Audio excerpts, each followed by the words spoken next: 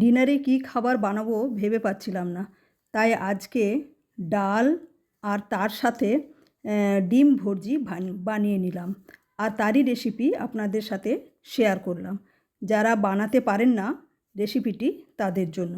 আমি এখানে 3খানা এগ বা ডিম দিয়ে বানিয়েছি। 3টি ডিমের জন্য একটি কড়াইয়ে বসিয়ে গ্যাসে 3 চামচের মতো সরিষার তেল নিয়ে নিলাম। এবার ফোড়নের জন্য সামান্য গোটা সরিষা ও গোটা জিরা তেলের মধ্যে দিয়ে দিলাম। সুগন্ধ বেরোলে তাতে একটি পেঁয়াজের অর্ধেক কুচি কুচি করে কেটে তার মধ্যে দিয়ে দিলাম। একটি কাঁচা লঙ্কা ছোট ছোট করে কেটে দিলাম।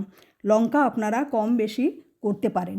পেঁয়াজ ভাজা ভাজা হয়ে গেলে শুকনো মশলার মধ্যে সামান্য শুকনো লঙ্কার গুঁড়ো, ধনে গুঁড়ো এবং স্বাদ মতো লবণ, গোলমরিচের গুঁড়ো সামান্য দিয়ে ভেজে নিলাম।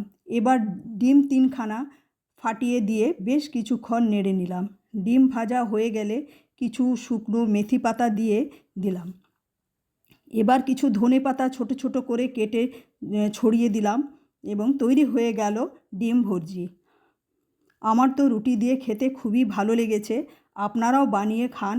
আর রেসিপিটি যদি ভালো লেগে থাকে অবশ্যই লাইক কমেন্ট করবেন, শেয়ার করতে ভুলবেন না।